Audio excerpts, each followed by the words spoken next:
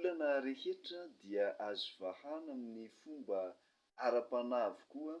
Ara-panahy ny vahaolana, ara-panahy no fanalahidy ary amin'ny alalan'ny fanaovana ny consultation na ny fizahana mialoha zany no ahafahantsika mamaritra sy mamantatra tsara ny fototra zany hoe olana zay diavinao eo amin'ny fiainanao zany. N'inon'inona olana dia azo vahana avokoa amin'ny fomba ara-panahy. N'inon'inona aretina dia azontsika vahana amin'ny fomba ara-panahy ihany koa, azo tsaboana amin'ny fomba ara-panahy ihany koa.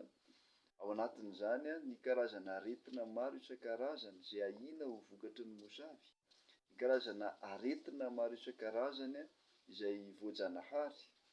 Tafiditra ao anatin'izany ihany koa ny olana, karazana olana maro isan-karazany izay diavin'ny olombelona eto ambonin'ny tany zany, sahala amin'ny olana ara-tokantrano, ny olana ara-pitiavana. Tafiditra ao anatin'izay ihany koa ny olana amin'ny asa mandraharaha isan'andro isan'andro zany.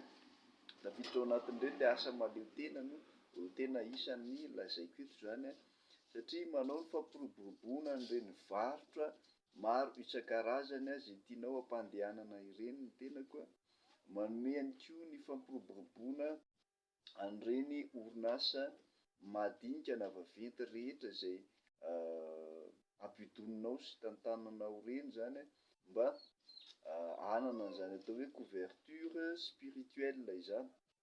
Couverture spirituelle tafiditra ao anatin'izay hoe amin'ny couverture azy dia misy ny fiarovana, misy ny fampiroboroboana sy ny fampandehanana an'izany orinasa izany, misy ihany koa ny fandaminana ny asa mandraharaha ao anatin'izany hoe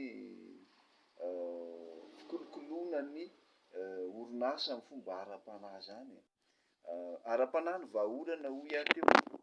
Ny olona mahomby rehetra dia manana ny tsiambaratelony avokoa. Mitazona tsara ny tsiambaratelonao ny Cohen Andreas Falmiharantsoa izay ny tenako zany ho an'ny rehetra izay manantona ahy. Afaka atao ny à distance ho an'izay rehetra lavitra, efa na dia any ampitan-dranomasina lavitra any aza no misy anao.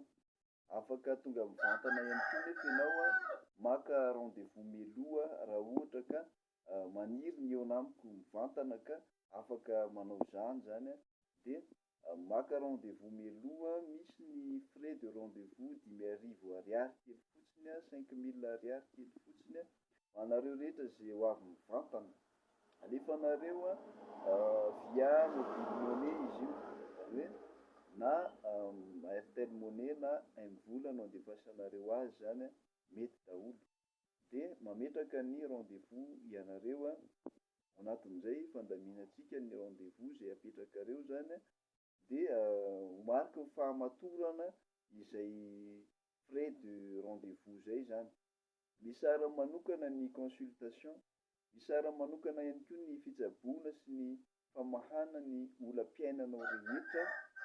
Tafiditra ao anatiny moa ny fitsaboana vintana, ny fitsaboana ny vintana mba hahatonga ny fiainanao mety tsara, hahatonga ny fiainanao hizotra tsara amin'ny tokony ho izy izay rehetra atao, hahatonga anao hatazom-bola, hatahiry vola ary hatsangan-javatra eo amin'ny fiainana. Ao anatin'izay ihany koa ny fanomezana ny fisintomam-bola sy ny fomba maro isan-karazany izay ahafahana manampy ny tsirairay zany amin'ny fomba ara-panahy. Zava-dehibe indrindra zany satria asa fanasoavana ny mpiara-belona ilay atao ao anatin'izay. Misy ny contact io, numéro téléphone, numéro IAS, numéro RTL ihany koa, ahafahanareo miantso amin'ny vantana raha ohatra ka te ho avy mivantana ianareo, na ihany koa mba haka ny andinindininy mahakasika an'izay zany. Misy ny numéro WhatsApp, numéro Viber, numéro Telegram ihany koa, ahafahanareo miantso azy zany amin'ny alalan'ny appel vidéo, amin'ny alalan'ny appel tsotra. Ahafahanareo mandefa message privé ihany koa. Afaka alefanareo atao amin'ny Facebook ihany koa nefa ny message privé izay tianareo ifampiresahana amiko zany, azontsika atao ihany koa fampiresaka ao messenger arakarak'izay mampita anareo tsirairay avy. Izay no mahatonga an'ireo fitaovam-pifandraisana maro isan-karazany izay tononoko reo izay ampiasaiko reo dia izay mba manavanana ny tsirairay dia izay no ampiasaina ao anatin'izany izay ny ifandraisana. Mankasitraka antsika rehetra ny Corraine Andreas Falmerantsona raha anareo teto dia aza misalasala miaso, aza misalasala mifampiresaka. Mankasitraka tompoko lahy, mankatelina tompoko vavy.